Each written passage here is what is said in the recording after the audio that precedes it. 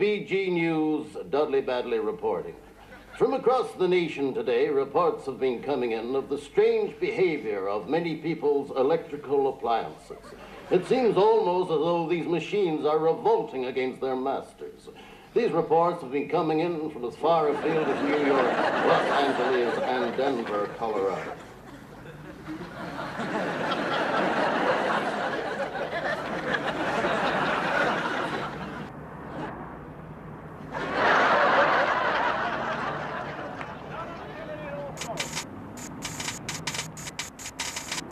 Hey, what's with the lights, huh? How should I know? What's for dinner? I don't know. The labels come off the can.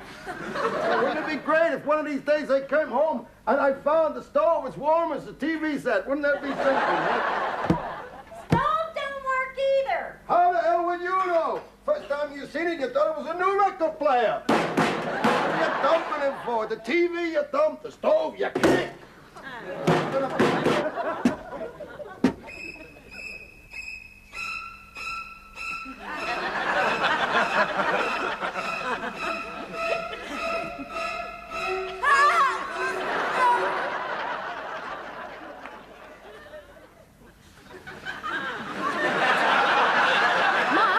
Take a shower now.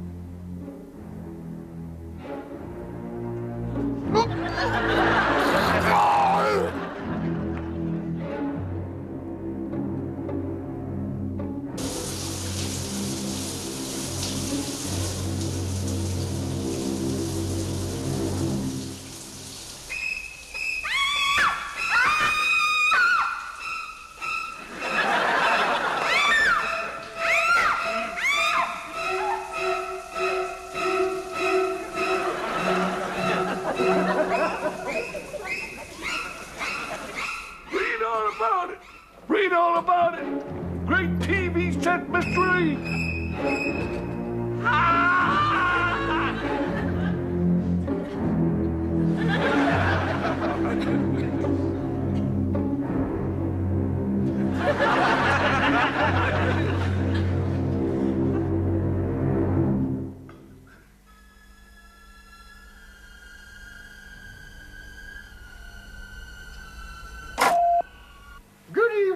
And welcome to the most popular program in the whole country. That's life. Give it a little flavor. Why not put in just a drop of absinthe? Because absinthe makes the heart grow fonder.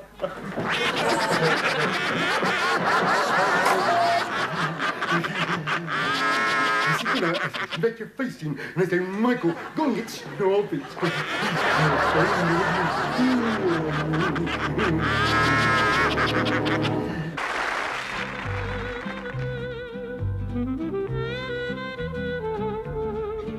Claude was a penniless actor.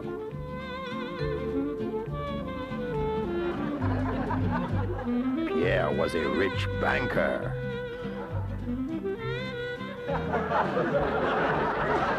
And so, Fifi married Pierre and installed Claude as their butler.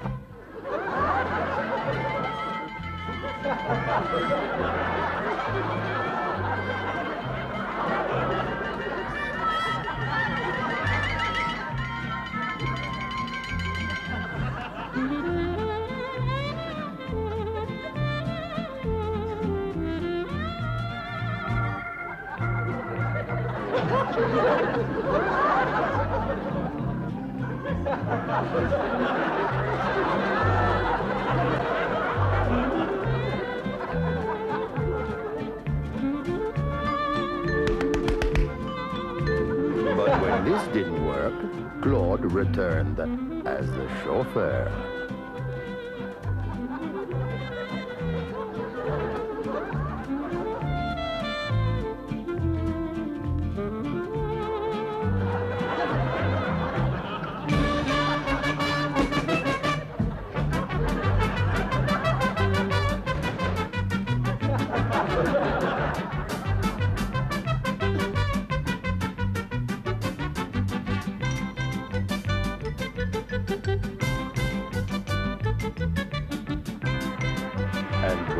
failed, Claude returned as the gardener.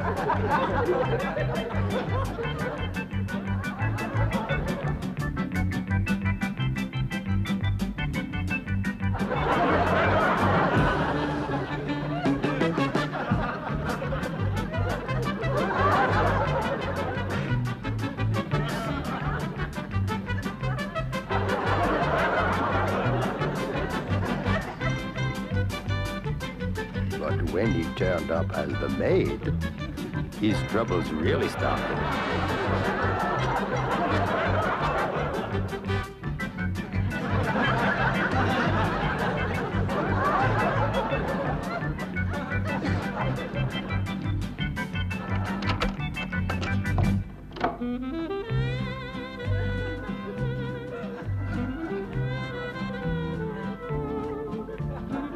And when a new maid arrived, and he was obliged to share a room with her, it was almost too much for him.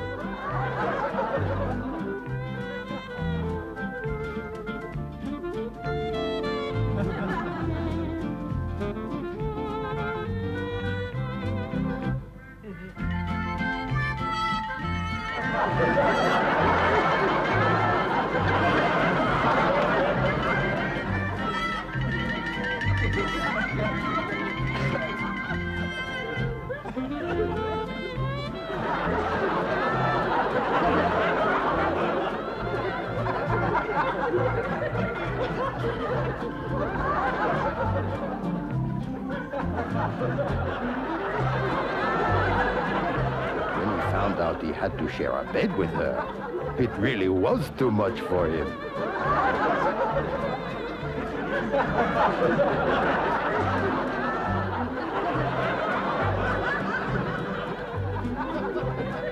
And so Fifi remained faithful to her husband. After all, better an old husband than a lover who's a nervous wreck, n'est-ce pas?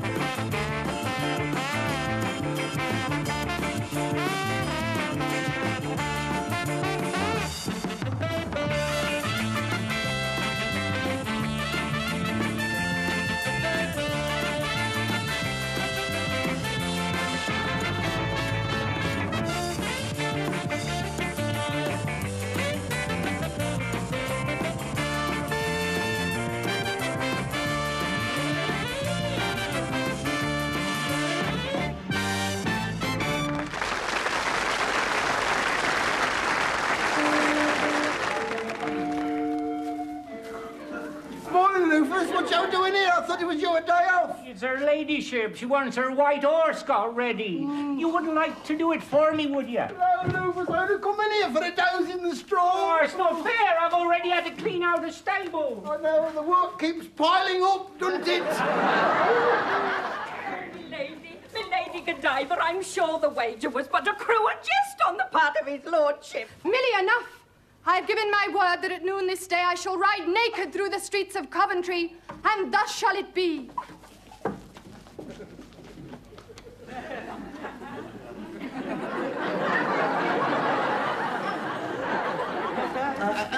Rufus, I've been thinking, Rufus. I don't mind getting her ladyship's horse ready for you if you like. I don't mind. Oh, I thought you was feeling too tired. Well, I was, Rufus, but suddenly I feel refreshed. Oh, no. I couldn't impose upon your good nature. That's what friends are for, Rufus. That's what friends are for, you know. Sure you'll be all right? Yes, I'll be all right, Rufus. Yes. You'll have to wait with the horse until she's mounted. I won't mind that, Rufus. I won't mind that. You'll have to see that the saddle trappings match whatever she's wearing. And you won't know what she's wearing till she's got here. I don't mind, Rufus. I don't mind. And you may even have to put your hand under her to help her get on. I don't mind, Rufus. I don't mind. You're so kind. I only hope you'll be rewarded. So do I. Arnold! Hi! Is that right? Her ladyship's going to ride unclothed down the streets of Coventry? Oh, you've heard, have you, Tom? Well, there's a little tittle-tattle in the village.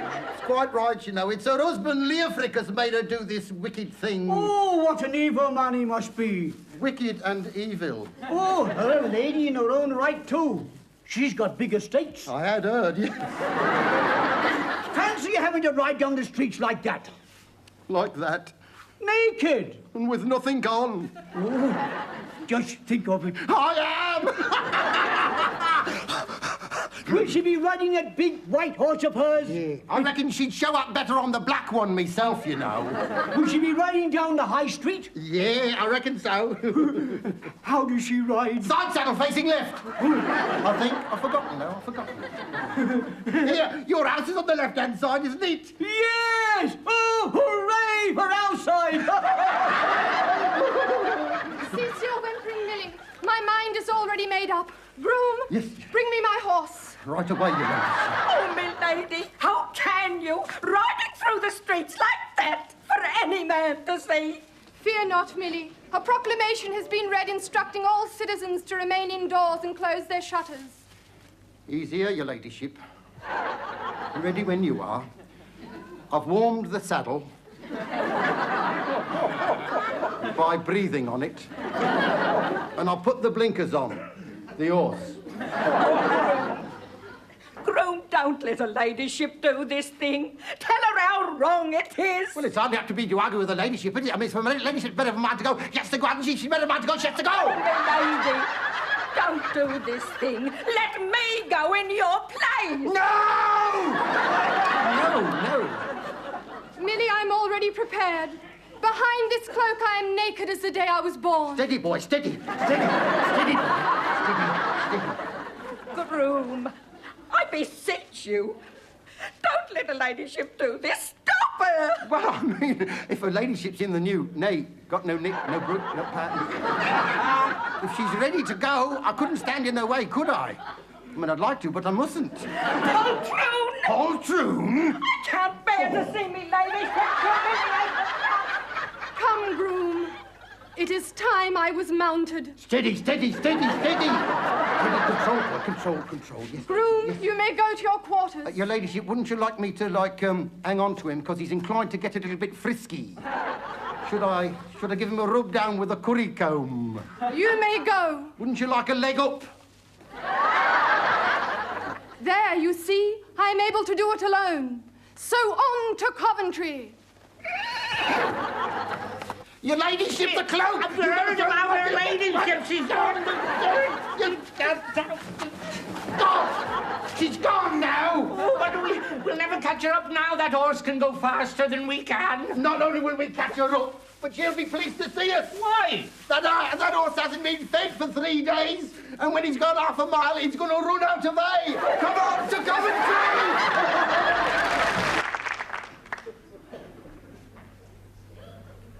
Did you know Did you know that on the island of Bataan, a bloke called Sukiyaki Dan don't believe the war's over and goes on parade twice daily? And did you know his mother comes from Harlem and his daddy's Japanese, and every year he goes and bombs Pearl Bailey? Not a lot of people know that. And did you know that when Egbert Nash thought he'd like a moustache, he went straight out and bought a tin of whiskers? And did you know that the odds against there being a bomb on a plane are 1,000,000 to 1, because they reckon near enough that's what the risk is? And did you know that the odds against there being 2 bombs on a plane are 1,000,000 times 1,000,000 to 1? So next time you go on board a plane to go abroad, cut down the risk. Always take a bomb.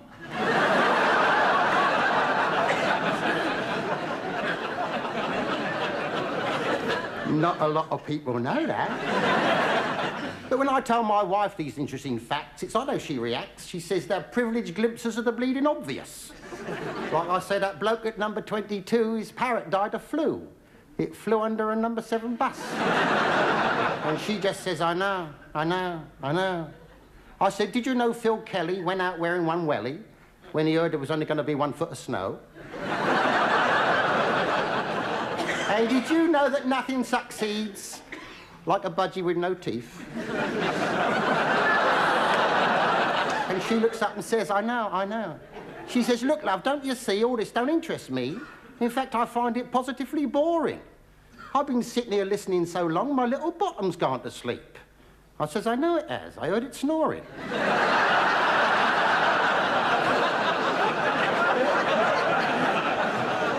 Not a lot of people know that. I said, do you know what they call a dog who's got no legs? Well, it don't matter, because he won't come anyway.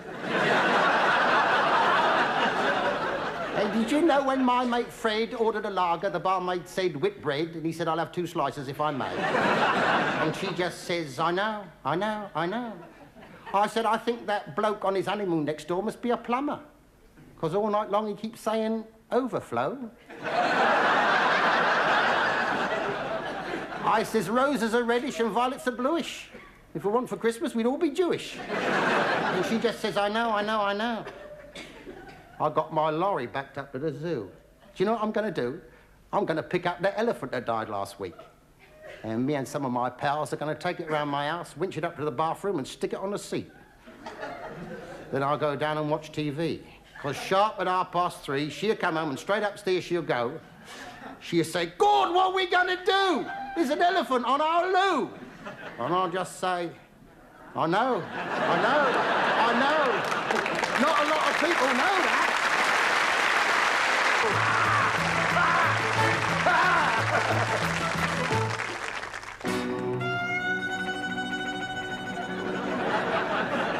Now Maria was a high-class gypsy.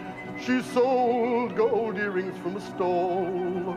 Her mother had a cut-glass eye. Her father had a crystal ball. But I took Maria to a fancy dress dance. It was a very swell affair. All the girls had to wear a dress the same color as their escort's hair. There was a commotion in the ballroom just after the dinner. All the men wanted to dance with the girl who came in with Yul Brynner. They all cried out, Maria Novotny's. What we want is what needs. Hey! Ach, du liebe Schmutter. Real brown bread and Buddha. Bang down, girls, and touch your toes. I'm going to show you where the wild goose goes. Some girls are like African, mysterious and hot. And other girls are like Paris with all the charm it's got. But Maria, she is like Tibet with all its ice and snow there. Because everyone knows where it is, but no one wants to go there.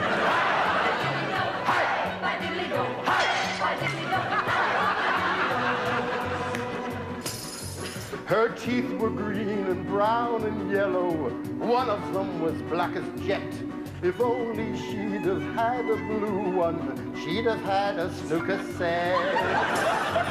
I went into a phone box to try to get in touch with my lovely Maria, 'cause I love her so much. But a policeman came and turned me out. I still can hear him yell. He went back into the phone box and he turned her out as well. Dance! Dance! Dance!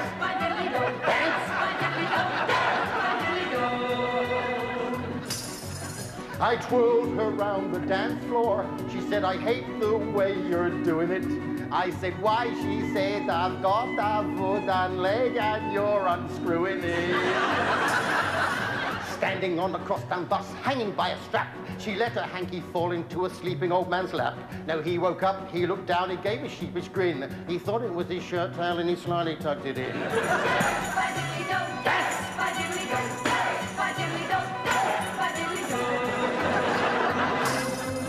I saw her in her birthday suit swimming by the weir. She said, please go away, but I pretended not to hear. She said, if you don't go, I'll stay in here till it gets dark. I said, that's all right by me, I only came to feed the shark.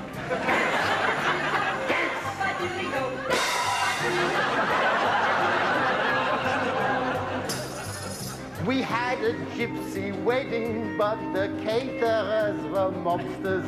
They blew up all the prawns and shrimps to make them look like lobsters. Yeah. So she stuffed herself with wedding cake and beer and fish and chips. I carried her across the threshold. I had to take 2 trips. But gypsy girl, she's ruined my poor life. She's gone back to her mother and now I'm going back to the wife.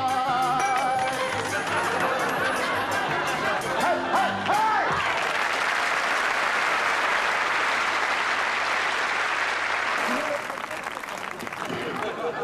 And now it's time for sport with Debbie Davis.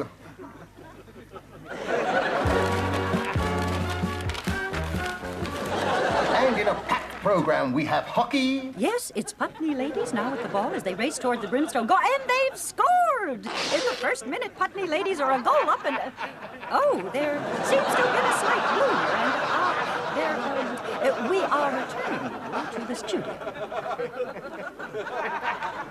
We have mixed golf.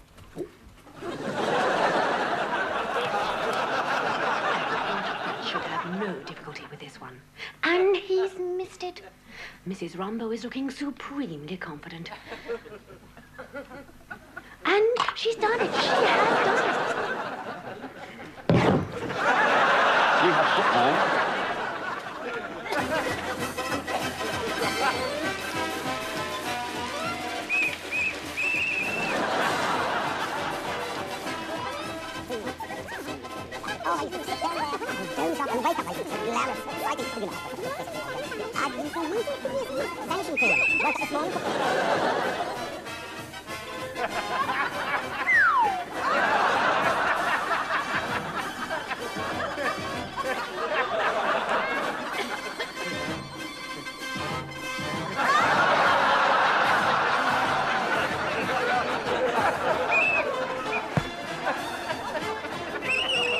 Academicals are bringing on a substitute. Is it Jenny Turby? No, it's Tilly Tompkins. Sported a new hairstyle, I know.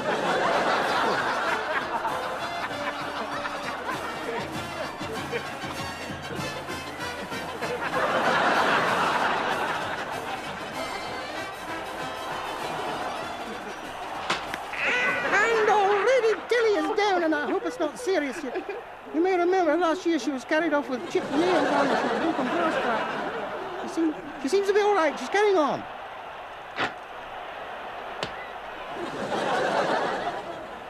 Oh, I tell you that Tilly Tompkins, she's a cool one and no mistake. Look at that. I've never known her get hot flushes or dead cross or gossip. She's a good girl. And there she is, playing away there, hugging the touchline. She just doesn't seem to want to leave that touchline. I can't think why it is that Tilly Tompkins wants to stay on the touchline all the time. And I might have known it.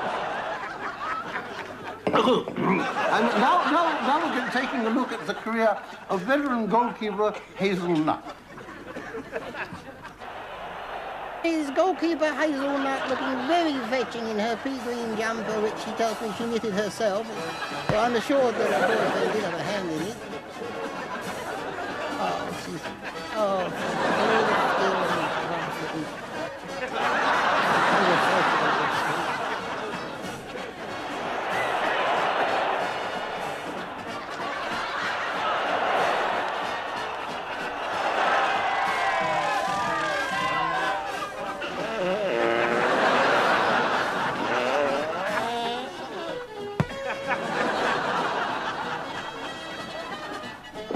was blatant. That was blatant. And there's referee Tilly Todd, looking very cold indeed as he reprimands Hickey Finch.